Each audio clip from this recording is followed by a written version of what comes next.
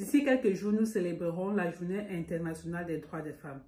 Depuis le début du mois de mars, les événements, les conférences et la publicité sur ce thème s'affichent un peu partout sur l'espace public ainsi que sur les réseaux sociaux. Tout cela est très bien pour alerter sur les questions autour de la place des femmes et de leurs droits dans la société. Mais de manière générale, qu'en est-il après le 8 mars? C'est la question que chacun devrait se poser. Alors, pour lutter pour nos droits, pour mettre et ou remettre à l'honneur des femmes, quelles qu'elles soient, le 8 mars doit être tous les jours de l'année et non pas les 15 premiers jours du mois de mars. Et là, je pense que vous êtes tous d'accord avec moi ou bien. Life is a winding road, no telling where it goes. Driving through. Salut les amis, j'espère que vous allez bien. N'hésitez pas de liker, de commenter, de partager la vidéo et aussi d'activer la cloche de notification pour être au courant quand je poste de nouvelles vidéos. Alors, pour la Journée internationale des droits des femmes, je vais faire une petite sélection d'initiatives que je trouve importantes. Mais avant cela, précisons-le encore, le 8 mars, ce n'est pas la journée de la femme comme je vois un peu partout, mais celle de nos droits. Le but du 8 mars, ce n'est pas que l'on ait des promotions sur le make-up, la lingerie ou l'électroménager ou même sur vos business, mais que l'on puisse faire un bilan sur où on en est dans la lutte pour l'équité et l'égalité des droits. Tout simplement parce que partout sur la planète en 2024, on n'y est pas encore et comme qui dirait, le combat continue.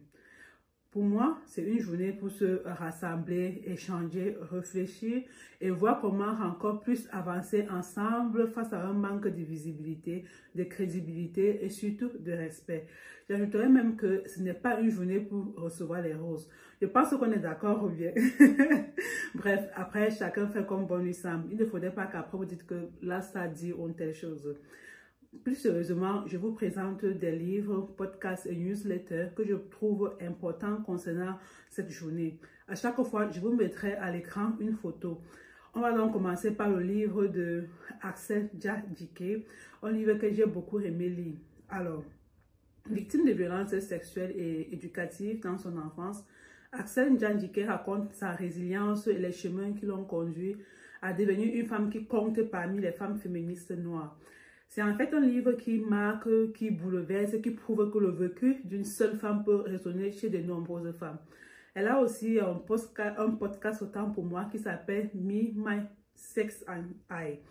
Et en écoutant ce podcast, on entre dans la vie des femmes noires par une toute petite porte qu'habituellement on trouve un nouveau rarement qui s'appelle l'intime. Ensuite, on a Je te crois, qui est un podcast en plusieurs épisodes dans lesquels une femme, Rachida, raconte les mécanismes de l'emprise, de la violence conjugale et de comment elle a réussi à s'en sortir pour aider d'autres femmes victimes. Je trouve que le podcast est très bien réalisé car il aborde divers aspects avec des intervenantes qualifiées. Bref, Rachida va nous amener à rencontrer ceux qui l'ont cru justement, ceux qui lui ont tendu la main, ceux qu'elle a dû confronter aussi. Et je trouve que c'est un podcast que je vous recommande vraiment d'écouter et croyez-moi, vous ne serez pas déçus, soyez-en sûrs. À présent, parlons de la série Je pourrais te détruire. Cette mini-série n'est pas qu'un simple divertissement, c'est un documentaire qui aborde les violences sexuelles dans les différentes formes qu'elles peuvent prendre. Elle parle également de l'importance de la sororité et du poids des traumas intergénérationnels. En fait, la série apparaît comme nécessaire tant elle montre de façon décomplexée le quotidien des individus racisés et la réalité des violences psychiques éprouvées par les victimes d'agressions sexuelles. Et maintenant, si on parlait des Glorieuses, c'est en fait une newsletter féministe créée en 2015 qui fait la promotion de l'égalité totale entre les hommes et les femmes. Chaque semaine, les Glorieuses abordent différentes thématiques telles que les discriminations de genre, le post-féminisme, les inégalités salariales, la littérature, la culture ou la sexualité.